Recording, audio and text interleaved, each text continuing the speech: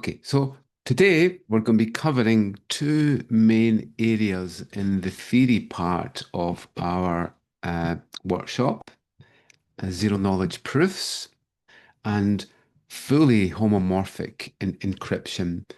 So we cover some of the basic techniques of zero knowledge proofs, such as fiat shamir, discrete log equivalence, ZK snarks, and so on.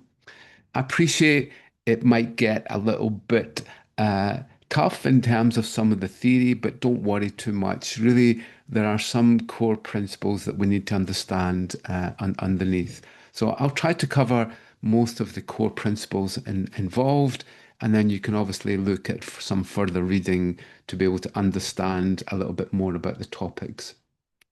Okay, and with homomorphic encryption, later today, I'll give you some practical demonstrations of how you might use homomorphic encryption. As always, we have lots of samples that you can try out at asecuritysite.com. Okay, so we've had three workshops up to now. Our first one was on cryptographic fundamentals, and we have a whole lot of Python Jupyter notebooks that you can actually try out if you want to get some practical experience. Our second workshop looked at blockchain and cryptocurrency, and we have some great speakers today who are going to outline some of the industry practice in the area. And in the last workshop, we looked at cybersecurity, AI, and post-quantum cryptography. And again, today we'll be hearing from someone who will outline some industry techniques around post-quantum cryptography. And so today we'll be looking at fully homomorphic encryption and zero knowledge proofs. Our focus is deep tech. Deep tech needs to go deep into the technology and understand what's under the surface. So all along, we'll try to look under the hood and to give some examples. Hopefully, you will have access to the Moodle page. So on the Moodle page, you'll find there are announcements, feedback that you can give on each of the units, and then all of the content should be contained within there. And there should also be tests that you can take. So we will award a university certificate if you pass each of these workshop tests, and we'll be allocating them quite soon. So the test for today is workshop 4, and you should find there's a little study guide there, and hopefully you can go and take the test. If you have any problems with the Moodle page, then just say. We've also got a copy of all of the content, or most of the content, on our GitHub page, and you should find the link in the chat. And this should show us the agenda that we have for today. Okay, so the agenda for today is that we're going to have our basic principle lecture today. If you miss it, there's a YouTube link that will give you an offline version of the lecture, but we'll also record this lecture too. Then we'll have some guest speakers, 3 guest speakers between 11 and 12 o'clock, who will outline some of the industry practice and some of the areas that we're looking at. We'll have a break. For some of you, it will be a lunch break between 12 and 1. And then between 1 and 2, I'll give some demos of the cryptography, the methods that we'll be using in the first session today. And then we'll have a little fun quiz to see if you can remember some of the methods that we discussed. Then we're lucky to have Majid joining us, and who will outline some of the areas of quantum computing and possibly into post-quantum cryptography. And then finally, we have Chris Piker from the University of Michigan giving a talk at the end. To give you a background, Chris is a world leader in what's called lattice cryptography. When we look at homomorphic encryption, post-quantum cryptography, then many of the methods are using these lattice methods.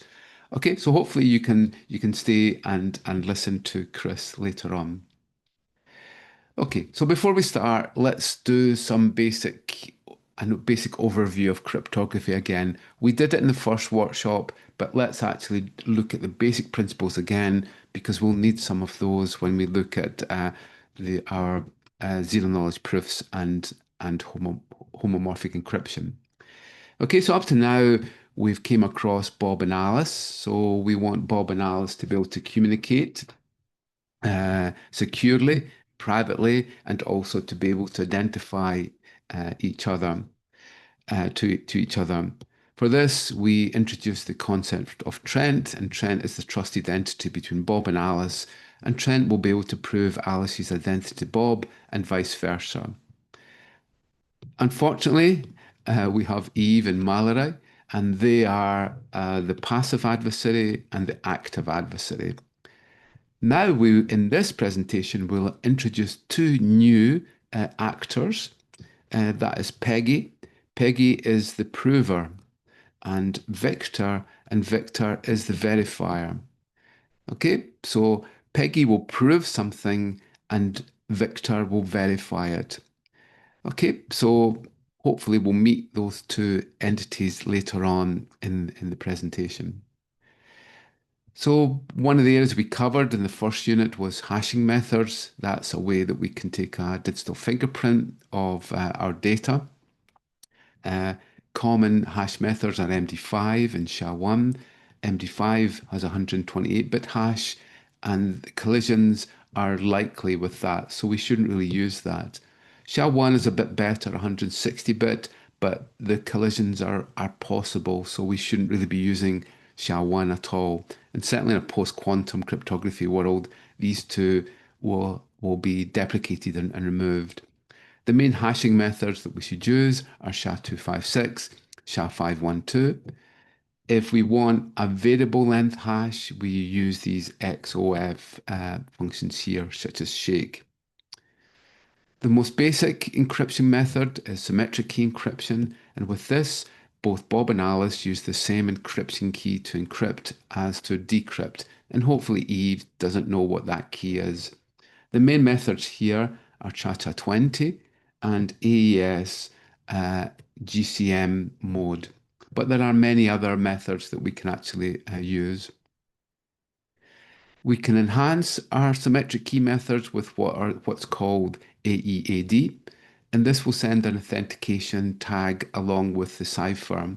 We can also add additional data into the ciphering process so that we send the cipher plus some salt value, and then on the other end, as long as Alice is using the same additional data and salt, then she should be able to decrypt with the same private key.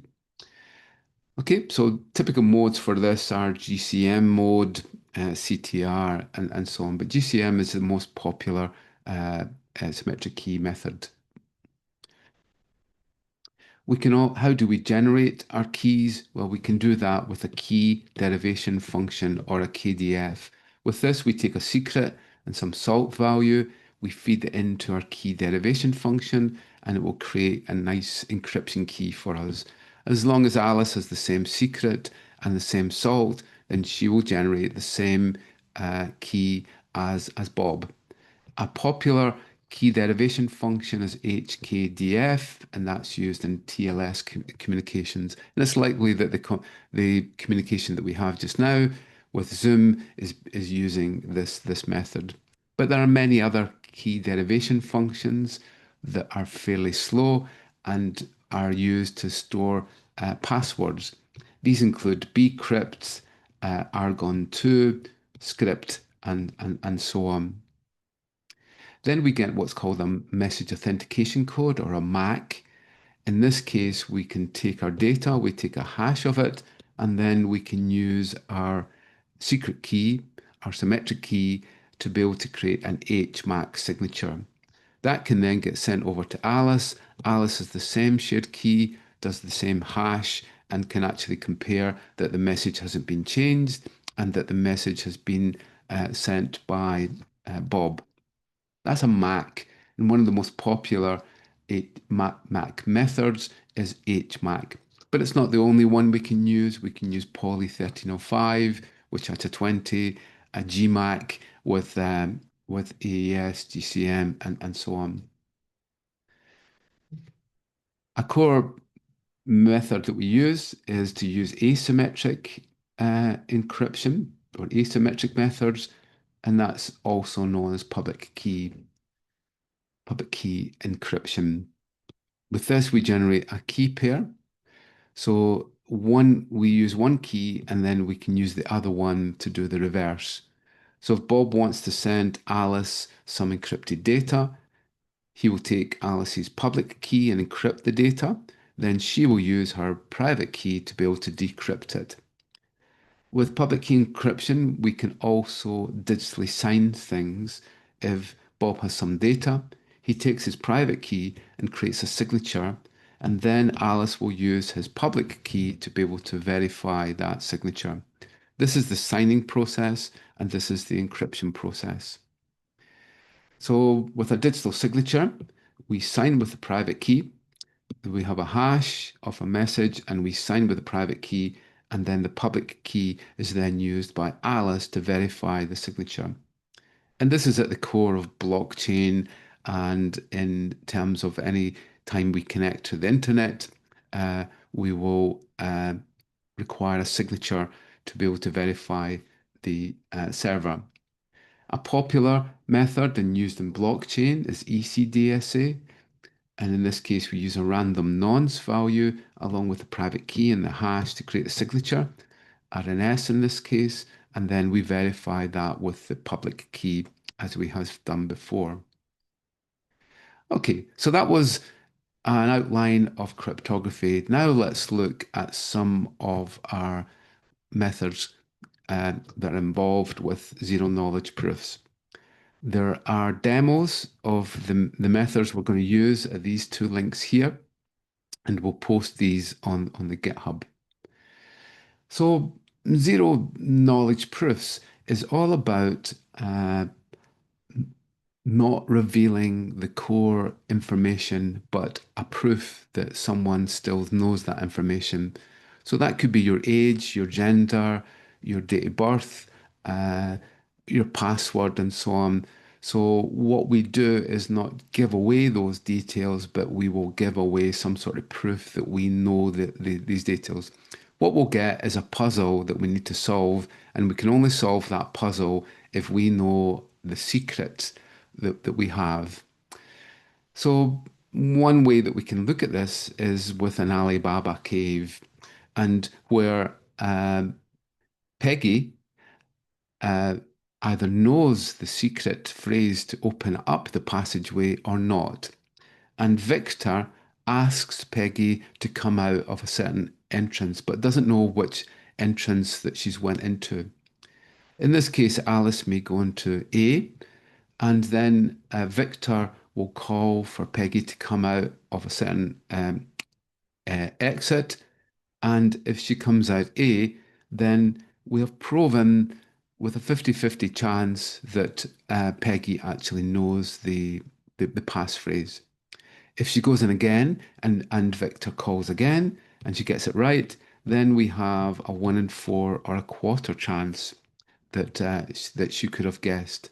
So every single time that she will go in and come out of the right exit, then we prove a little bit more that Peggy knows the secret. She could be very lucky each time, but eventually she won't get lucky and she won't be able to appear out of the right exit. Okay, so with zero knowledge proofs, we have some probability that we actually know that the entity actually knows a certain secret. The minute that Peggy does not appear out of the right exit, then we know that she doesn't know the passphrase to open up the secret exit. So basically what we have is that we have Peggy, the prover, that's P for Peggy, and Victor, the verifier, that's Peggy and Victor. So basically we have a secret X, and X could be your password or your age or something like that. Then Peggy will register some sort of knowledge of X. And then when Victor wants, he can ask Peggy to be able to prove that she still knows the value of X. And for this, she creates a proof or a witness to the proof.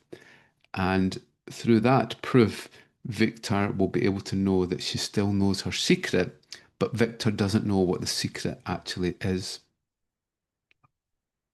This is known as an interactive zero-knowledge proof, and we'll see the difference between an interactive and a non-interactive zero-knowledge proof in a little minute. Okay, so this is the normal way that we store passwords. We send our password over, it then it gets hashed with some salt. Unfortunately, as we've seen before, it is possible to break that hash using a rainbow table or a dictionary attack and so on. So what we want to do is to stop sending our passwords over the network.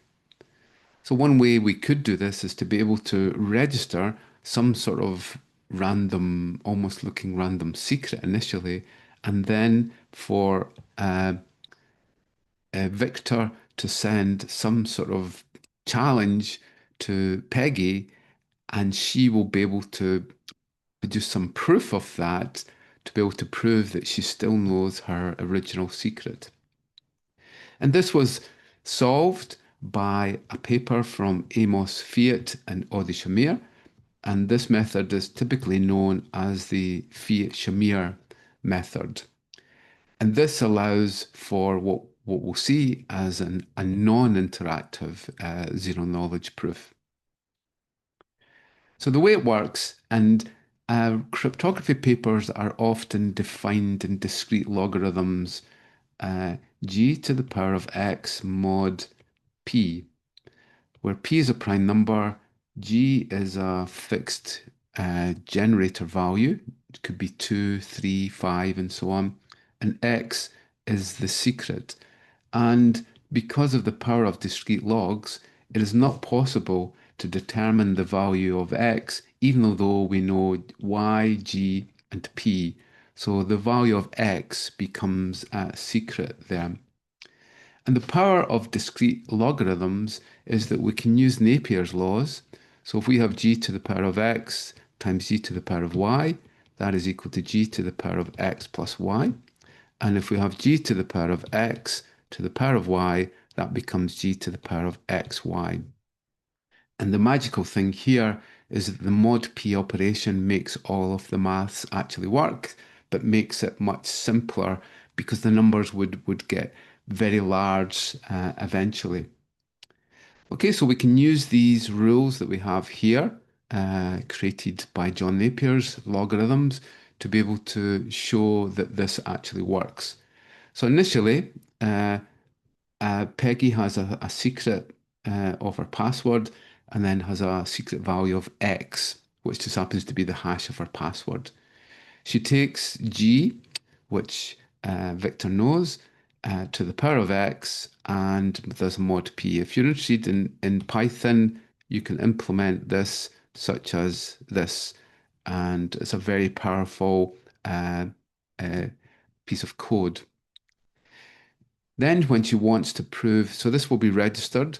Then when she wants to prove that she still knows her secret, she generates a random value v, and then sends over g to the power of v mod p to Victor. Victor then generates a random challenge for her and sends it over. Next, she does a very simple calculation of v minus cx and sends that back as r.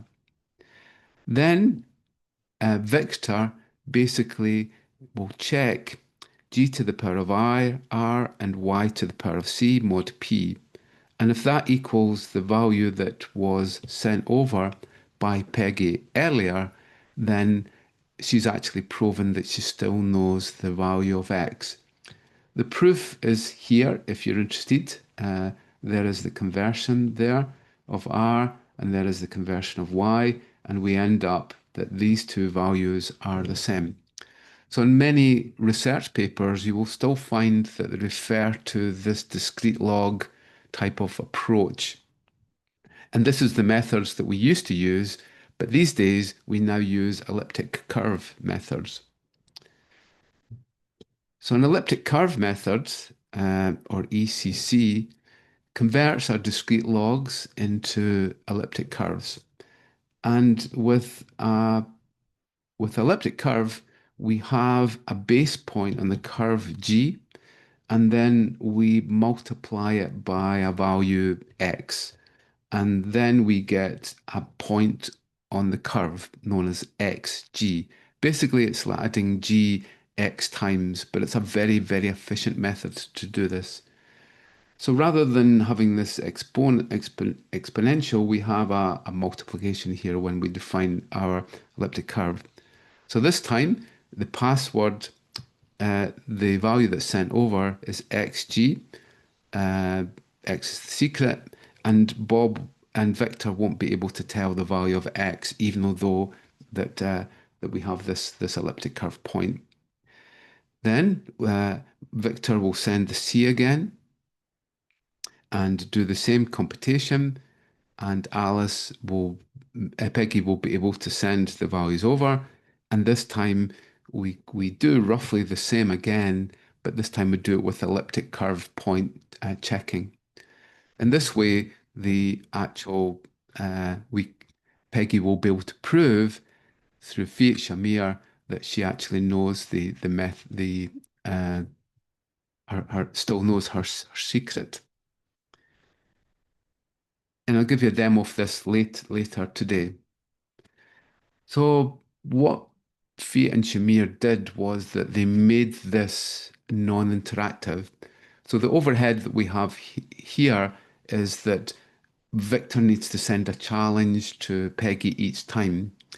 To make this non-interactive, then Peggy generates her own challenge by taking the value of VG, XG, her ID, and the base point and creating a hash. She takes all the bytes of those and creates a hash value called C. Then she will send over, just like she did before, this R value and VG, and Bob is able to recompute the value of C. And once that he has computed C, he does a check to see if it all checks out, just as we had before with the discrete logarithm method. So in this way, Peggy can at any time connect to Victor and show, and Victor doesn't even have to be online. This is typically done, say, with a blockchain that you might put some sort of proof in the blockchain, and then later it could be proven, and we don't have to put a challenge in there to be able to prompt it. Peggy produces her own challenge. Okay, so this is the Fiat Shamir method, and it's a beautiful method that works very well. So let's say we have we need a method to be able to prove that Peggy is still Peggy and that she has a private key of X. So our private key might relate to Bitcoin or Ethereum or something like that. So with this, we can use what's called discrete log equality. And this is where Peggy can produce 2 points, let's call it XG and XM.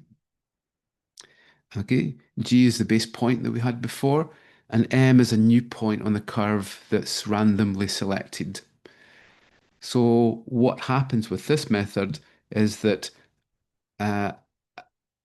Peggy can produce 2 points, XG and XM, and through the basic maths, we can actually check that the value of X is shared between these points without actually revealing it. Again, I'll give a demonstration of this later today to actually show how this method works. But on the associated website, we actually have the code that implements this. This is a very powerful method and very quick to prove Alice's identity without revealing her private key. Another method that we can use to be able to keep some privacy is what's called a ring signature. So in this case, we have a whistleblower. That was the original example. There's a whistleblower, let's say it's Eve, has actually said something about the government. We have a secret, but doesn't want to reveal who it was who actually uh, created the message. In this way, we create a ring of signatures, of signers, and where it's not possible for anyone to be able to see which entity actually signed it. And basically, what we do is we create a ring of public keys of all the people in the ring, and then the entity who is actually signing will use their private key as part of the ring to be able to sign overall. This is one paper here, the Borromean ring signature, which is fairly recent and is used in privacy aware cryptocurrency. And overall, a ring signature gives us anonymity, unforgivability, and collusion resistance. Another method we can use for privacy is what's called an accumulator. And with accumulator, we can add data into a fixed length register and also remove it if we use a private key. So Alice can put all the data into the accumulator. She can then produce what's called a witness for the accumulator, and then that can be checked by Alice's public key. So if Bob wants to check that the value of data 1 is in the accumulator, then he can actually read the witness statement for that to happen. Okay, so it's a convenient way for us to put data into our accumulator without it actually being revealed. And then it's possible to be able to remove any entities within the register as we require. So, and what happens when we want to prove that something is a certain range? So let's say we want to prove that Peggy's salary is between 50 euros and 100 euros, but we don't actually want to know what the value is. We can use what's called a range proof. And with a range proof, we can actually produce a proof that a secret value is within a certain range. And one of the most popular range proofs is what's called bullet proofs, and that was created mainly through the research lab at Stanford University, including people like Dan Bonnet. Where this is used is in privacy-aware cryptocurrency, where it's possible to not reveal all of the spending and the money out, but to analyze the unspent transactions. This is the amount of bitcoins that Bob actually has. And what we want to do is to prove that if we take the transaction that he has just now and his unspent amount, that the value is greater than zero. So in this case, we can use a bulletproof to be able to show that Bob has enough funds to pay for something without actually revealing how much bitcoins he actually has and how much he spent and how much money has come in and so on. So this is typically used in that application area. Another method we can use to be able to blind things is what's called a Peterson commitment. In this case, we add a blinding factor onto the transaction so that it's not possible to see the actual value, but it is still possible to do the processing, such as knowing how many bitcoins Bob has compared to a transaction. At some time in the future, we can apply the blinding factor and take it off and reveal the transactions. So it's almost like this is my commitment to it, and then maybe it was a commitment to a vote, and then after the vote, then you can take the blinding factor off and reveal what the vote actually is. Okay, so if you're interested, basically we create another point on the elliptic curve and we add the blinding factor to that, and we do a little point addition to be able to blind it overall. This was created by Torben P. Pettersson many decades ago. A much more complex method is what's called ZK snarks, and that's zero knowledge, succinct, non-interactive argument of knowledge. And what it basically does is it creates a mathematical equation where we can feed in a public value, and then the user will, or the prover, Peggy, will put in a private value. We then do the computation, and ZK Snark will be able to tell if the computation is correct. Without the correct private input to the equation, it will not be possible to create a proof. So this is one example here, and I think the answer to this is x equals 3. Will make that work overall. So if we know that the value is 3, then we can create a ZK snarks for that equation to know that we know the answer. So it's a bit like a teacher giving a problem to pupils, and you don't want the pupils to give you the answer. You just want them to give you the proof that they found the answer.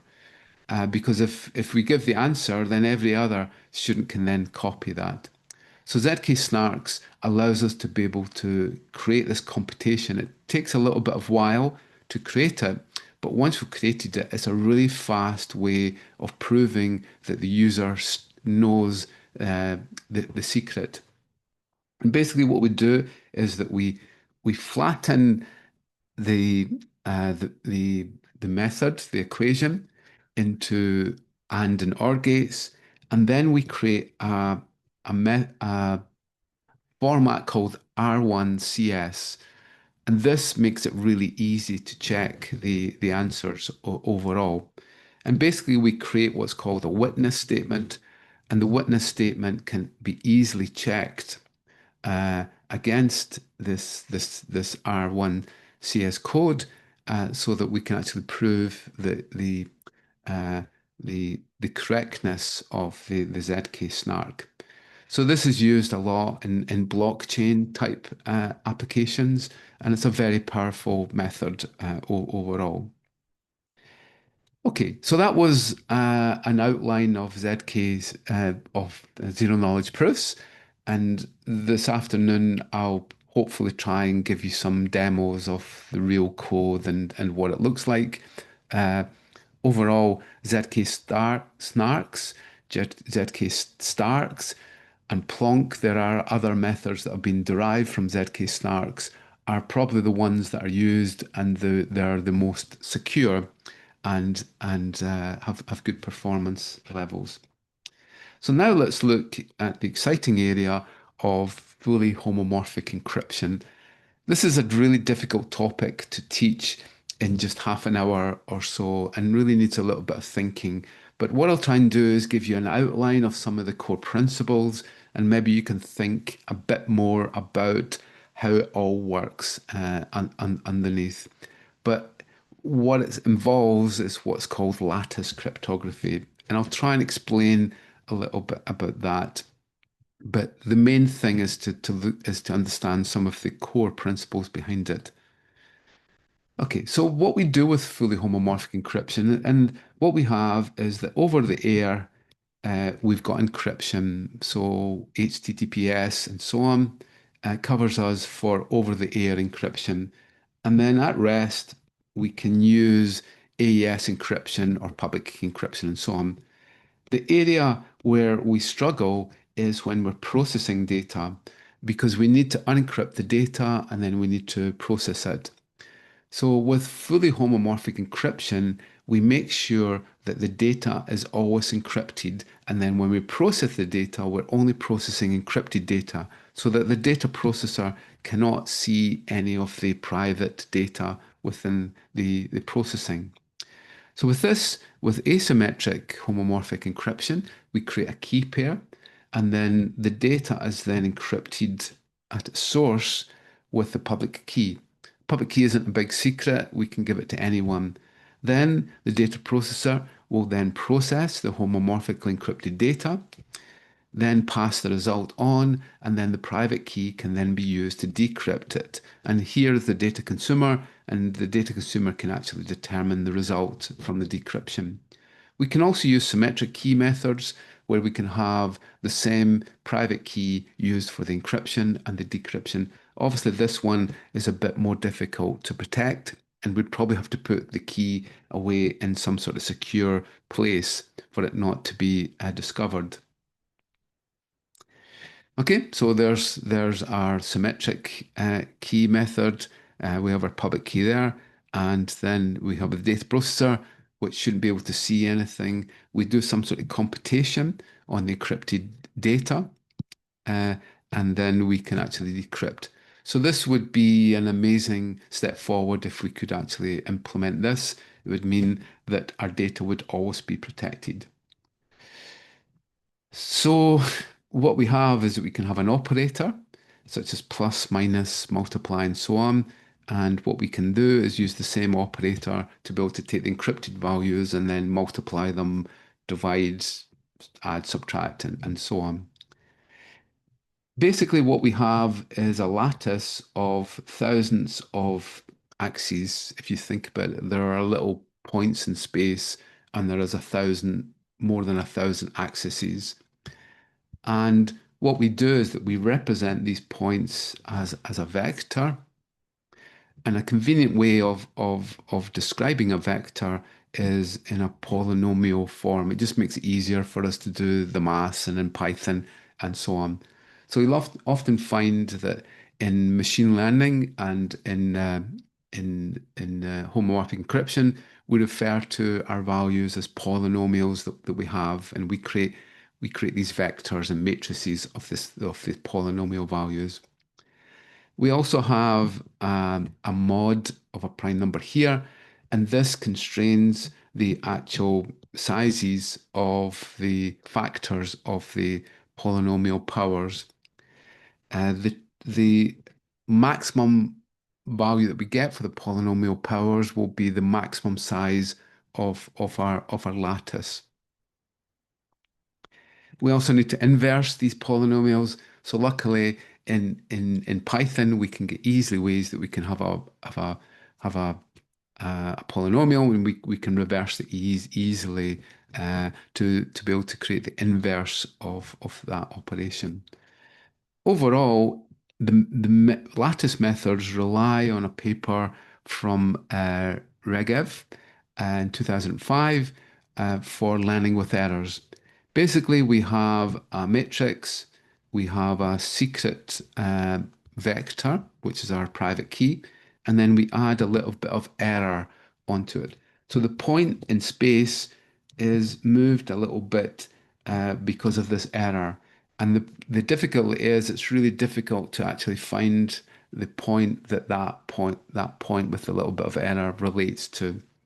So this is the hard problem that we have, and it's not the hard problem of discrete logs of elliptic curves anymore. This is a quantum robust hard problem that should be fairly secure against quantum computers.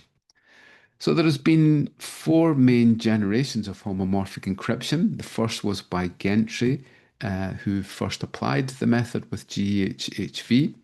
Then we saw two methods, BGV and FBFV, and these operate only on integer values. There was then a step forward with DM and CGI. These are typically named after the authors of the original research papers, and they implemented Boolean circuits. So it was possible to take any logic and implement it as a Boolean circuit. Unfortunately, this method is still rather slow in its operation. And then the fourth generation was a CKKS, named after the names of the people who created the paper. And this allows for floating point values. So for your application, you decide if you're dealing with integers or you're dealing with floating points, values, or that you need to implement some sort of Boolean circuit overall, and then you would pick the method that related to that. Okay, so here is our homomorphic engine. There's the public key encrypting, and then we have a private key. We would typically store the private key in some secure enclave. So the result would be fed into the secure enclave, and then the result actually revealed to Wendy in this case. If we want it off the cloud or off site or on premise, then we can feed the output of the homomorphic engine into an on-premise enclave, and then that can actually reveal the results. So the cloud itself never gets to see anything of the data or the unencrypted result. An exciting thing is that we can also implement machine learning. We can have a neural network for deep learning or other methods, and we can implement that by taking homomorphic values in and out of it. So this would mean that we could have machine learning running in the cloud and feed in encrypted values to it and get encrypted values back that we can use, and we can even federate this for multiple clouds. And this gives us the basic architecture that eventually what we could have is GPUs or edge devices which will do the homomorphic encryption and decryption and the homomorphic processing at the edge of the cloud, and we would never actually have to go into the main cloud overall. Okay, so let's look at some of the code that's involved, and I appreciate there's C++ code that might be a bit alien to you, but really we're trying to just show you the real life code that actually runs. C++ is probably the fastest code that you get, whereas Python is going to be probably much slower, probably 10 times slower overall. So for applications that require really fast code, C++ is probably the best. So these are some of the libraries that we can use, homomorphic. This seal was developed by Microsoft, but hasn't really been developed that much recently. The Palisade library has now been upgraded to OpenFHE, and most of the examples that I've got on the website and that I will show are using the OpenFHE open source library. But there are many other libraries that you can actually use. Okay, so just to recap, BFV, BGV are for integers, CKKS is for floating point values, DM, CGGI are for Boolean values. Unfortunately, what happens because we're multiplying these vectors and there's an error, error 1 and error 2, then the error is now multiplying up. So eventually the error will become so great that we will actually be too far away from the point that we should be on, and it'll be allocated to another point. So the multiplication process that we're doing especially is adding to this error. So to overcome this, we have a method called bootstrapping. And bootstrapping takes an encrypted version of the private key and cleans up the encrypted, the ciphertext values so that it removes the noise. Unfortunately, the bootstrapping process is quite a slow process, and this is the main thing that slows fully homomorphic encryption down. One of the powerful things is that we can create slots. If we have the same function that we need to do, such as calculate the square or something like that, and we have different numbers, then in homomorphic encryption, we can allocate a number of slots and do the computation almost in parallel. So it's a way that we can actually speed up the operation. So this just shows some of the code. The code is on the website if you want to see it, but this is some of the main parameters. This is the maximum number of accesses the lattice has. And the larger the number here, the more accurate that we will actually get. Unfortunately, the larger that becomes, the slower the computation will become. So there's typically a balance between accuracy and performance from there. The plain text modulus is taking the number that we have, like 42, and creating a polynomial value for it. So obviously the larger the plain text modulus, the more accurate that our number will actually be. Okay, so there's another example in this case. This is in CKKS. Okay, so there are some other parameters that we actually set. We also set the multiplicative depth, which is the number of multiplications that were allowed before we do this bootstrapping process. Okay, so here's an example here of using the code. In this case, we take our value and we create our polynomial value that we're going to be able to use for x and y. We then encrypt our values with the public key to get ciphertext values. Then we will perform some operation on the ciphertext values and get a result. In this case, it's an addition. I've said multiplication, but it's the wrong variable name there. But we're adding two ciphertexts together. And then in the end, we take the private key and then decrypt the ciphertext and put it into this result here. So we can see here, if we're using Visual Studio Code, it will actually show us all the methods that we actually have. Okay, so here's an example here where we're converting our x and y into our polynomials that we see here. We call them plain text there. We then encrypt those values into ciphertext using the public key. We can then perform different operations on the ciphertext, add, subtract, and multiply into these three here. And then in the end, we will take the results and then decrypt with the private key. This is the private key here to give us our result in there. Okay, so here's an example of the batch processing that we showed before. In this case, we can have multiple slots.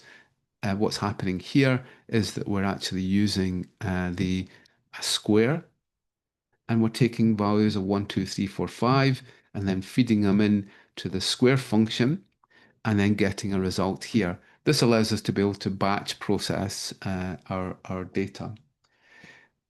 If we want to implement Boolean circuits, then we take it down to logic, and every mathematical operation can be done through Boolean circuits of and or. So in this case, we're implementing a very basic circuit.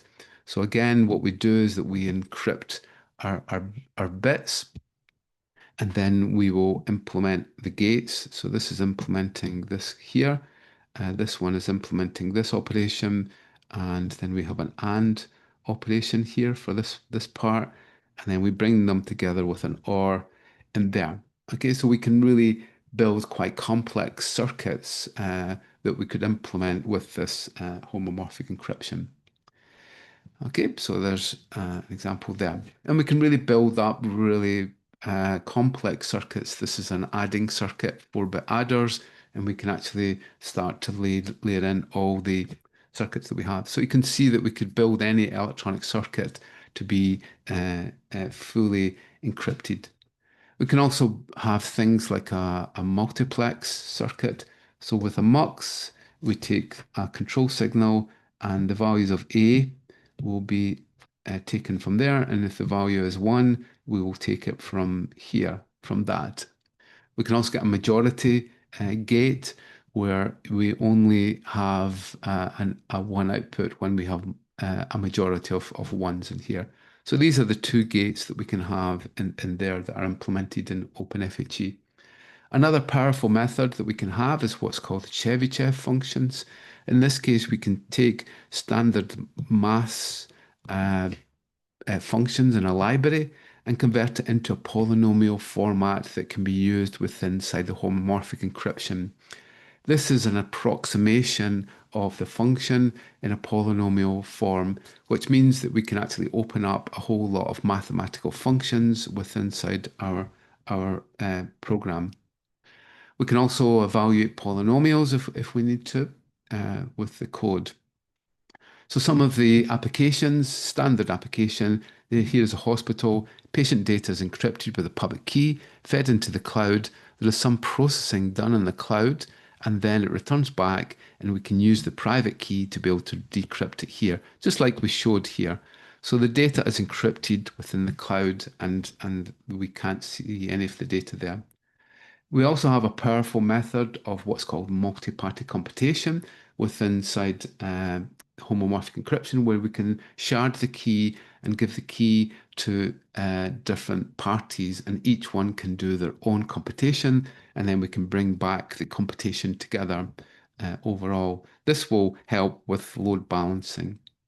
This is a paper here where it's an industrial plant and the data is fed homomorphically into this processing engine and then can be fed back uh, to be able to be consumed uh, on the other side. There is another method called order preserving encryption. If you need to say that Alice's encrypted age is less than Bob's encrypted age, we can use order preserving encryption.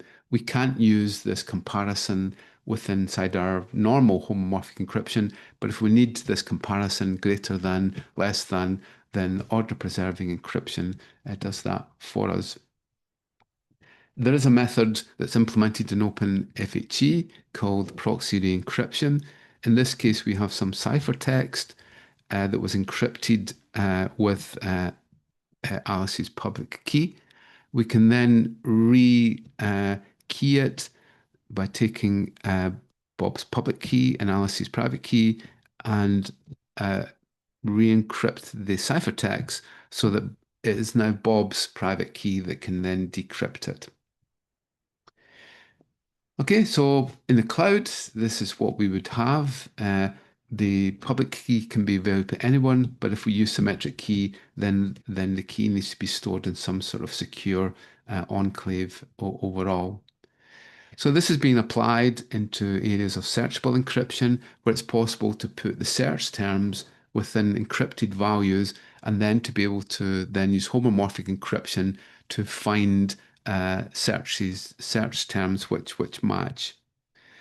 One method that was used within inside COVID times was that the uh, uh, the location of someone was actually encrypted with homomorphic encryption and also their time.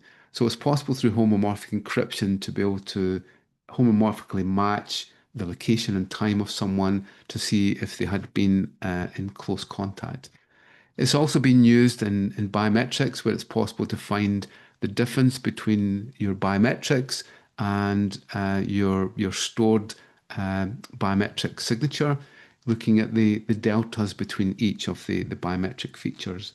And Apple are using it to be able to locate someone's phone to be near a certain object and then send them images that relate to that object. Apple cannot tell where you are and which images are being sent to you. So there is possibility, as I said before, of the multi-party computation. We can split keys if we require. But one of the most exciting areas is within privacy-aware machine learning. There are two aspects of this. One is that when you use a private prediction service where we feed homomorphic encrypting values into a machine learning model and get a result. The other is that we could use homomorphic encrypted values to train a machine. So this would be the best here because the machine would actually train its model on homomorphic values. But most of the applications we have just now is to use a well-trained model and then use homomorphic values to be able to input into the model and then output. So there are many pieces of research which have done this. One method that is important in a neural network is what's called a logistic function, and that's where you fire a neuron or not. And OpenFHE actually has that inbuilt into it so that we can actually create our neurons within a neural network. But at the core of this is the usage of matrix multiplication. And with a neural network, we typically end up having a vector times a matrix. This is the core part of machine learning. And luckily, we can implement this fairly easy inside our homomorphic encryption engine. Initially, we can take the input values, our features, and encrypt them with a public key. We can then feed that into our neural network, and then at the output, we can then decrypt with our private key. Okay, so if you notice, this is the code that will implement this method that we have here, and there are samples online. But the main principle here is that we can encrypt the data going in for the neural network, and then we can decrypt it on the output from there. Okay, so this was a Stanford trial that looked at homomorphically encrypting genomes, and they looked at the accuracy of what the outputs were, and it was almost perfect. Obviously, it takes longer to process the homomorphically encrypted values, but they proved that the accuracy on the machine learning model was just as good as with non-encrypted. The work that we've been doing here is that we train an SVM model on training data, typically to take 80% of the data and train it. And then we then export the model into an SVM engine, and then we can run homomorphic encrypted values through it. If you're interested, there's a interesting library called Concrete ML, which allows you to very easily take your sklearn code for machine learning and implement it in Python. So what I'd like to do now is to give you a demonstration of some of the methods that we talked about this morning. So we looked at zero knowledge proof methods, and then on to fully homomorphic encryption. So the associated website that we have will have the code examples. So typically these are in Python, Golang, JavaScript, Node.js, C#, and so on. Okay, so you'll be able to have a look at the actual code and hopefully get that code running if you're interested. So the first example that we have a basic fiat shamir. So in this case, we're implementing it with the SEPT256K1 curve. That curve is the Bitcoin and Ethereum curve. So really what we're implementing here is a zero knowledge proof using non-interactive zero knowledge proof using the fiat shamir method overall. Okay, so here is the value that we want to protect. So let's say it's 666. And we'll try that one out. And we can see here that we're creating our, initially we will create the value of xg. So that's the value of x. And then we'll have a base point on the elliptic curve. And then we find xg. Okay, then we are creating a random value. This is Peggy. Peggy creates the value of V and then creates a point on the curve called VG. Okay, so VG will be passed to Victor as part of the verification. Then we will compute the value of R in this case, as we saw before. So the calculation is this, V minus C times X.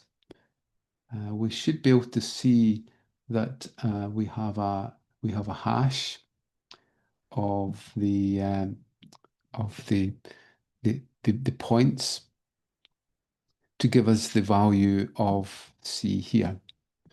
So then when Victor proves that, he does a check, as we saw earlier, and if this point is equal to the point that that was sent by Peggy, then it's actually proven. And in this case, we can see here that Peggy has proven that she knows the value of 666. Okay, so as a second example here, we have an accumulator. So as you remember, an accumulator is a way for us to be able to add data into our fixed length register using the private key. So we create a key pair We then will take the data, and to add the data into the accumulator, we use the private key. So the accumulator can store lots of values in there. We can also remove any object in it.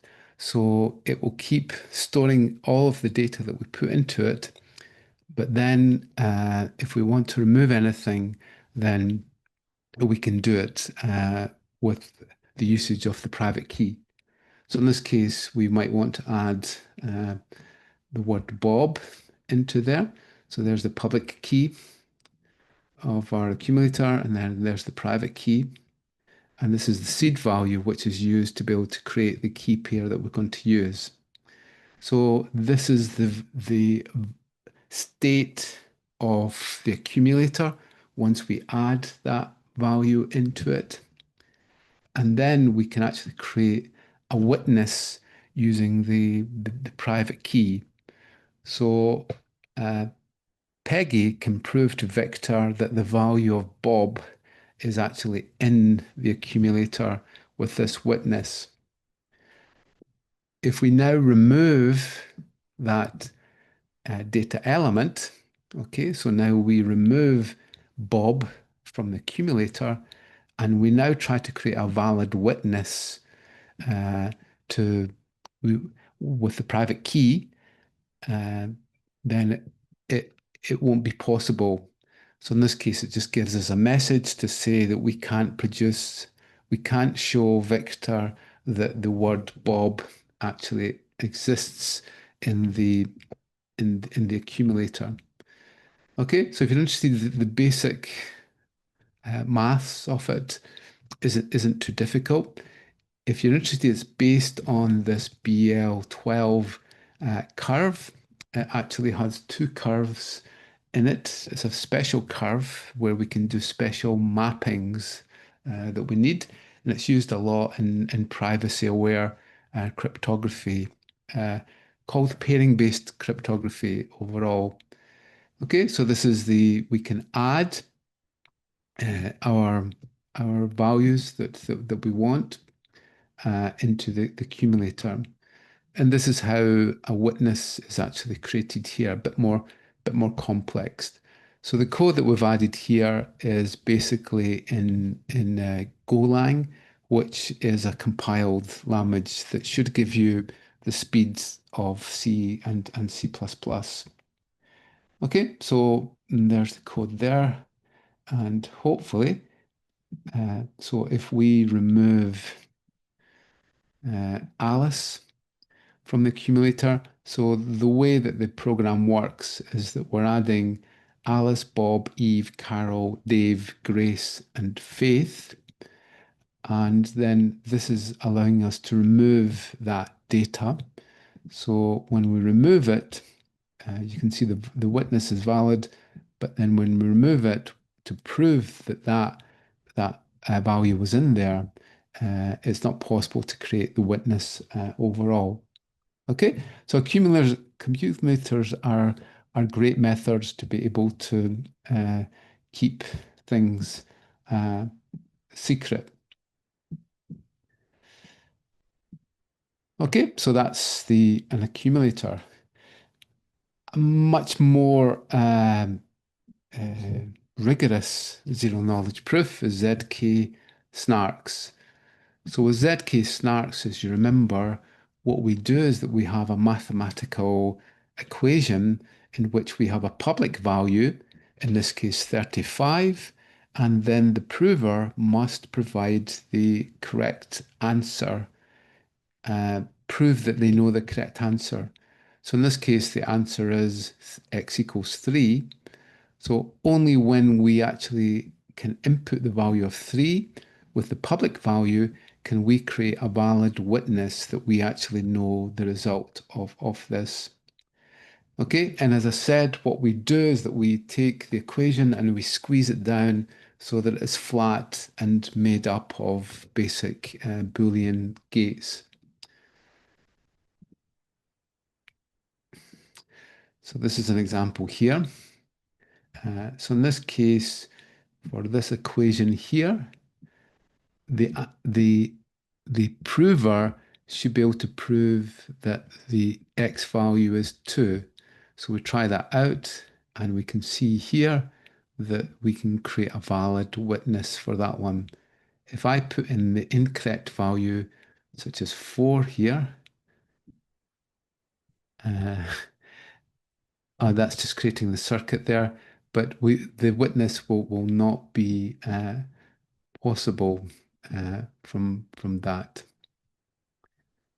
Okay, so ZK snarks are a powerful way of creating these zero knowledge proofs. They can take a while to compute, but they're very, very fast to be able to prove that someone has certain knowledge. Peterson commitments, we've seen, it's a bit difficult to see what's going on here, but in a Peterson commitment, we can have a blinding factor overall to be able to blind a transaction. Let me see if I can find the bulletproof examples. Okay, so we've got examples of some bulletproofs here, and this is an 8-bit range. So I should be able to prove, hopefully, that the value is between 0 and 2 to the power of 8 minus 1, that's 255. If my value is 410, that will go above the range that we've defined. And we'll see there that I get incorrect. So I can't produce a proof that my value is between 0 and 255. If I try the value of 3, that will work. This is my proofs that we have here with a challenge and a proof there for my bulletproof. Okay, so if you notice the code is there, fairly complex code, but it obviously implements a range proof.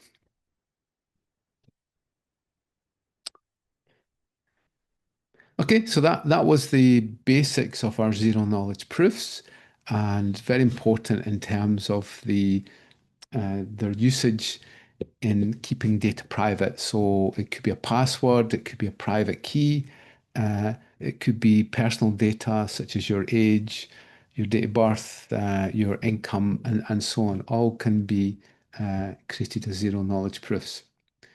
So when it came to fully homomorphic encryption, we typically use the OpenFHE library, which is an open source library, either in C++ or Python. The C++ version is much faster than the Python version overall. But this allows us to be able to integrate a whole suite of the methods. Those included BGV, BFV, CKKS, and DM, CGGI. So in this case, this is the code that we integrate, just like we saw. The code isn't too big, but when we look at it, we should be able to spot this is the input values for X and Y. We then convert that into the plain text. This is like the polynomials that we create for X and Y. We then encrypt each of the plain texts with our public key to get a ciphertext.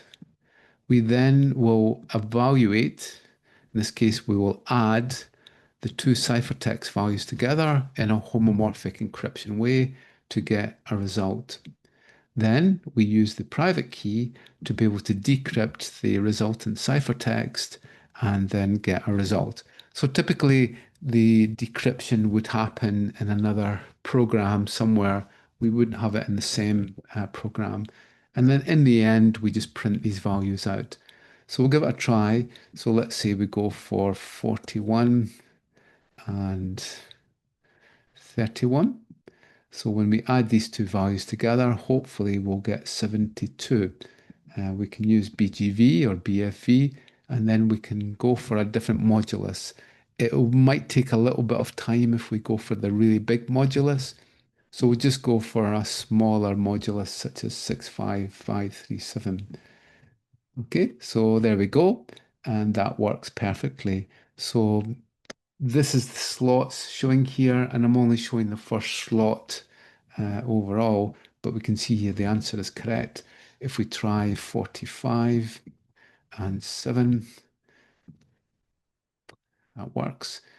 And eventually the values will get too big for the modulus size, but we can see it's working fine up to there. Okay, so that's adding two numbers using BGV and BFV with C++. The Python code is similar to this too. So let's look at the batching. So I talked about how we can have slots that we can have the same method defined homomorphically, but we can actually feed in lots of different values at the same time. So in this case, we will look at how we can batch together.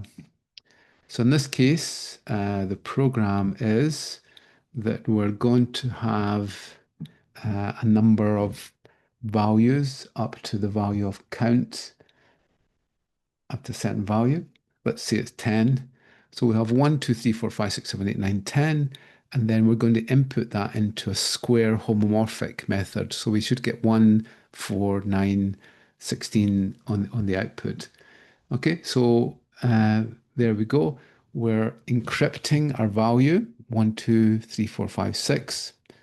We then will then encrypt these values into our ciphertext values. And then we evaluate the square here. And we can just decrypt with the private key again to get the result. So if we try that out, hopefully we'll be able to get our result. And there we go. So this is our inputs here. And then these are the results from the batch. So we create a batch of numbers that goes into the homomorphic in a engine in a winner, and then we'll get the result coming back as a winner, and then we can pick off the results from there. So now we move on to CKKS. So CKKS, as you remember, we deal with floating point values. So this time we should be able to put in some floating points, and we're going to do addition, subtraction, and multiplication just to show that you can get negative values.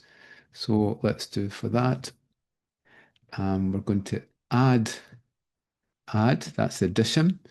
After the homomorphic operation, that's the subtraction, and then that's the multiplication here. So you should find that that's fairly accurate. It's a 38-bit accuracy here. Okay, so for CKKS, same thing. We create our plain text values from the floating point values. We then encrypt with the public key. We can then add, subtract, and multiply the ciphertexts. And then in the end, we'll decrypt the ciphertext values with our private key and then get the result coming back. Okay, and we can see that that works.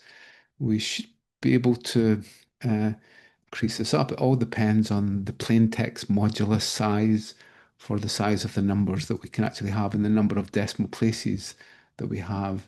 Obviously, the more decimal places that we have and the accuracy, then we need larger values for our plain text modulus. Okay, so that is working okay, hopefully, but the resolution will reduce as we get more and more decimal places because it will generally round things up. Okay, so as I said, one of the interesting areas within the CKKS is that we can use what's called Chebyshev approximations. These will take standard mathematical functions such as square, square root, log, and so on, and then convert them into their homomorphic encryption equivalents, typically into some sort of polynomial uh, implementation. Okay, so in this case, we have got log to the base 10, log to the base 2, log, exponential, and so on from the standard C library. So this is the standard C library, C++ library that you would integrate into any C++ program.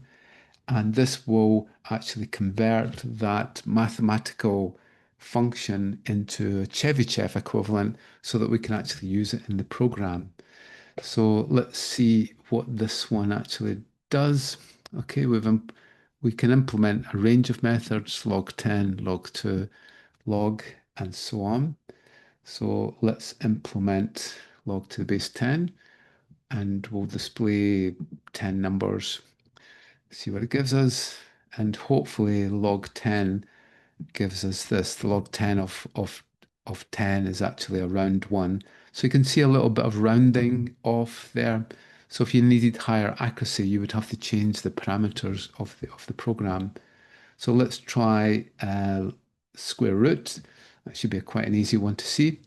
And the square root of 2 is 1.41, and so on. Square root of 10 is 3.126. Okay, so it's quite a powerful method that we can take our existing maths libraries that exist, say in C++ and Python, and then convert them into this homomorphic equivalent in here. Okay, and then, as I said, the a powerful method for creating neural networks and machine learning, especially, is to be able to use vectors and to use vectors and matrix multiplication. So in this case, it's just a simple setup that we have, taking a little bit longer to run for it. There we go. Okay, it's just a random vector and a matrix. And then when we multiply the vector times the matrix, hopefully the result is this. You would have to do all the multiplication and adding to be able to get that answer. But you can see here for this simple example, let's go for a 3 and 3 by 3. Let's see if we can get a bigger vector and matrix. You can see it's taking a bit longer to compute here. Okay, but there's a 3 value vector, and then it's a 2 by 3 matrix that we've created here. And this is now a 3 by 3, and this is the answer that we get. Okay, so this value here would be entered with the public key and encrypted. Then we would multiply by this matrix, and we would get a result. And when we decrypt the result, then we should get this result back here for that. Okay, this is often known as an inner product, and it's an important operation within machine learning. Okay, so the code that we have, we encrypt with the public key. We then do our matrix multiplications as a neural network, and then we'll decrypt with the private key here. So if you don't see, the code is here, and we can see here here is the matrix multiplication happening. That's that's the matrix multiplication here that we're actually getting. Okay, and then as a final demonstrator, we can actually implement Boolean circuits using the DM or CGGI method. So in this case, this input here should give us this truth table overall. 0, 0 gives us 0, 0, 0, 1 gives us 0, 1, 0 gives us 1, and 1, 1 gives us a 1. It's like an exclusive OR type gate there. Okay, so if we try to implement this, we'll do an evaluation. It takes a little minute, but a 1 and a 0 is giving us a 1. And we'll try one that gives us a 0. So that should be a 0 and a 1 should give us a 0 and a 1. It'll just take a little minute to compute. Okay, and that gives us a 0 here. Okay, so the way that this is implemented is that we have a number of evaluation gates. We do, in this case, I've just used a symmetric key, so the same key to encrypt as to decrypt, but then we have our gates here that we can actually build up the logic and then implement. So it's a really powerful method. It's slower than the other two methods, but allows us to build any electronic circuit that we actually